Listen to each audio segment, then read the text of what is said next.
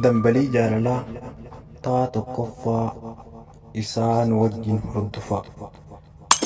YouTube keenya subscribe godhaa boonsaa ornaan jechuun seenaa subscribe like share godhuudhaan akkamitti na dhaabbattan kabajaan isin gaafannaa galatooma.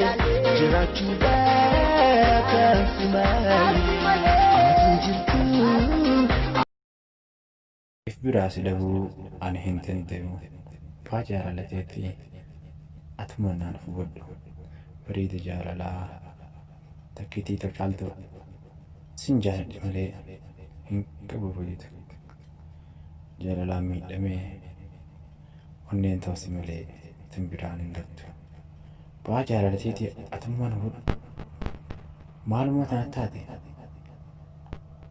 maaliif na dagattee baara jaalalaa keessa na darbitee osoo si jaaladhu isa na raanfattee jaalaltee hamtuun na keessaan biqiltee baara jaalalaa walakkaa na geessite onneen jaalala barti qofaa taa'uu dhiiftee halkanii guyyaa akka waan dhukkubuutti qofaa sii maratti ati tana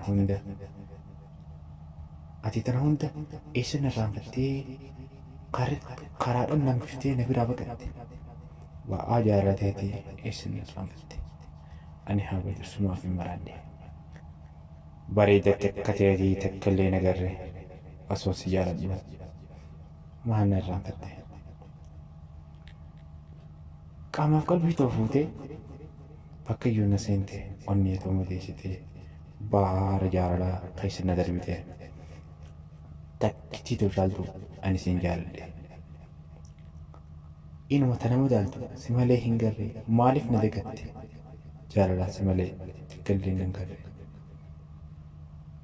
onneen too si malee bareede akka keetii tikkallee hayyamne bareenuuf duuna hedduudha ani yoo lakkaa'e bareenni keetii takkallee hin argamne osoon si jaaladhu direen na darbitee na biraan baqatin ani sin jaaladhe jaaltuu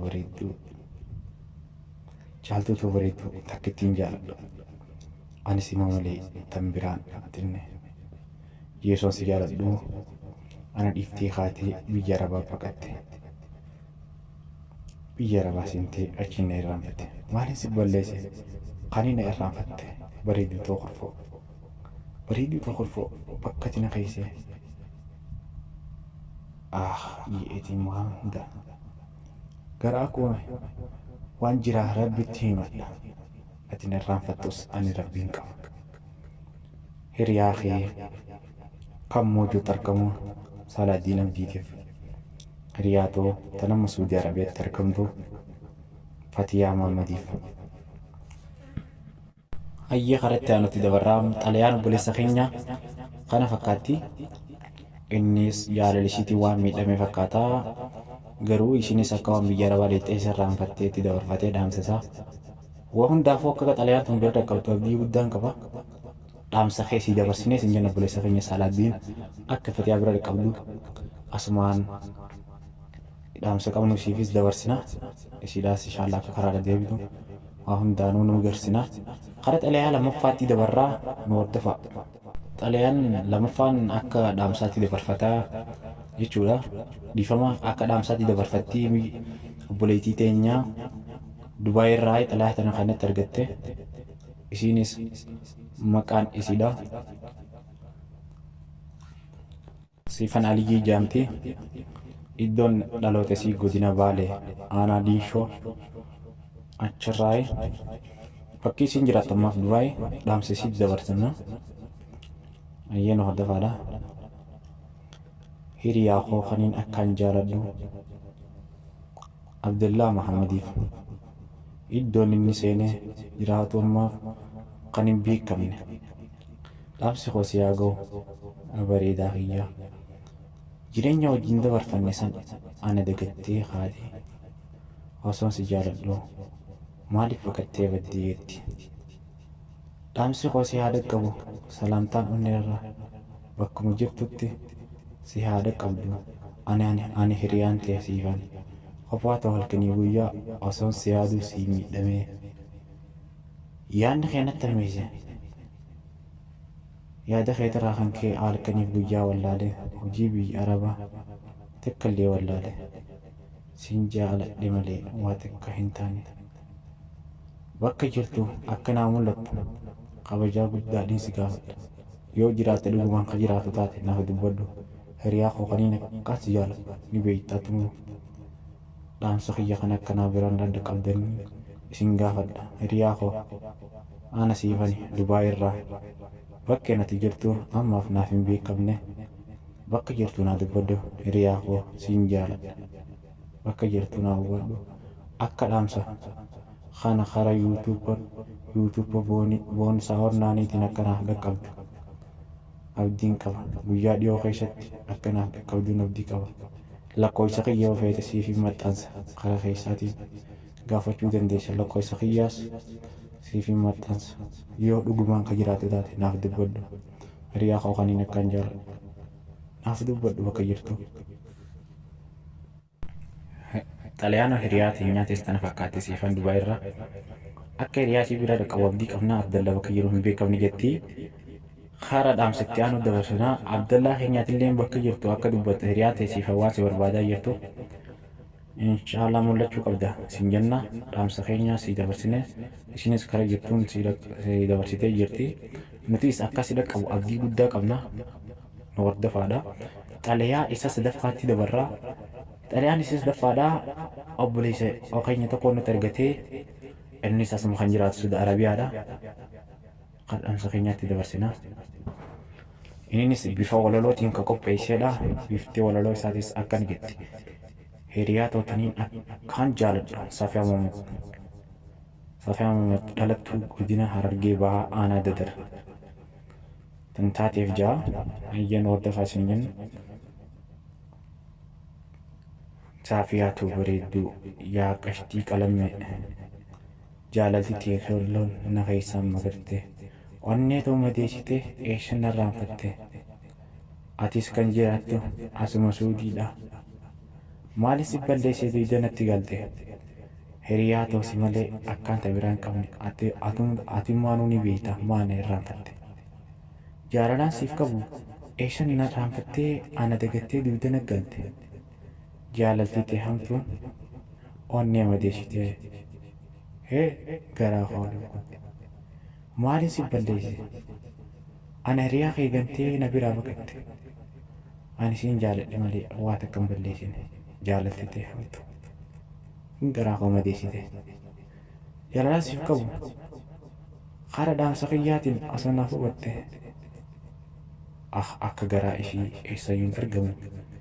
Qabeenyaaf jetteeti ana jaalallee kee jireenya darbite.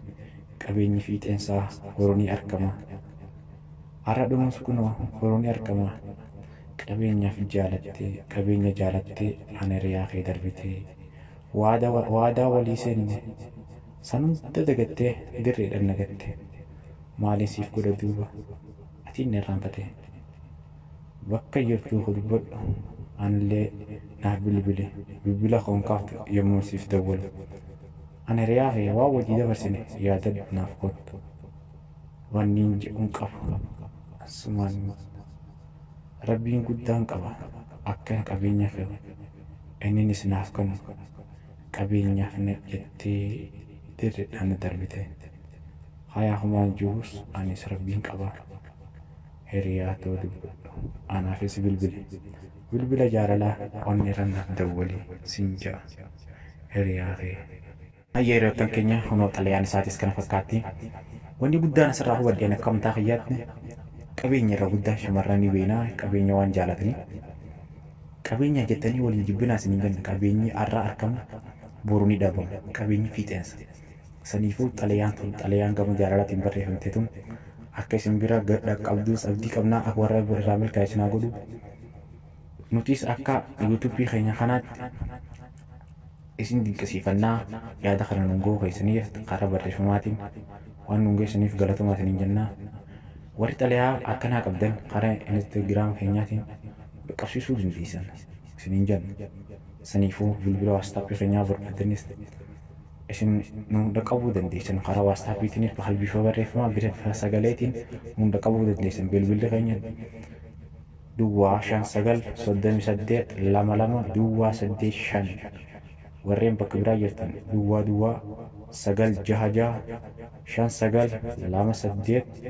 966592822 Duwwaa 8 nu harkachuu ni dandeessan. Duwwaa 9 Duwwaa 8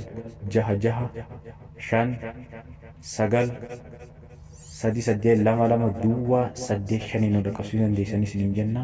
Galatoomaa waan nu hordoftaniif ani isiniin joo waa'ila keessan Boonsaa Haamid galatoomaa isiniin jechuun barbaada. Xalayaan teessinis akka isin dhaqqabdaniin qabaa. Galatoomaa warra milkaa'ina biraa isin haa godhu.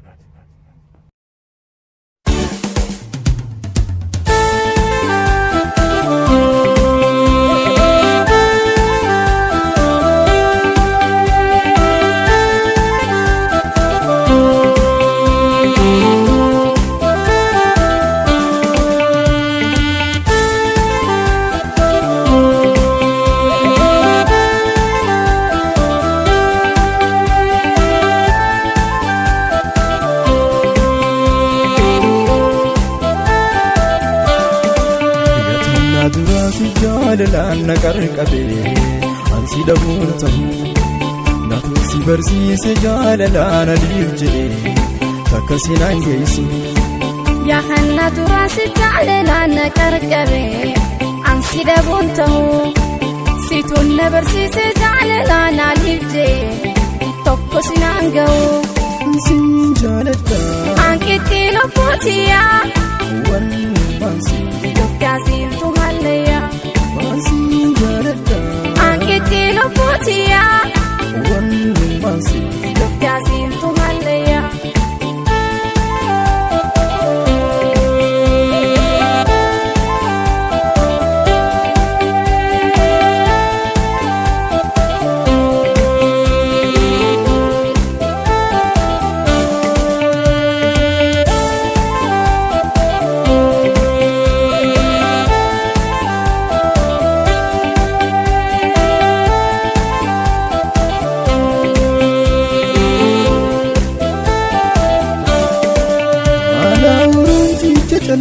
Malaya amma dargaggummaa guutee na harkannaa fudhii wal siiqitaati yoona wajjin dagalchitee abshirumaatii qolirraa yaaddaru shakkii abdiin irraa dhabdee lakkii deegoon illee waasee shakkoo aan atummaan yoo finna qabdee an kabajaa warra feetiin xiqqeessu abbuma feetiin si faddaa warri boyoosiif na kanoote deemoo qaadirrattoon ani xachaa jaalala keessa sittiin jarjaru ani hangaan si alaalfadhu karaa rabbiin keenya nurraa jaalatuun haadhalmaan keetti na godhu.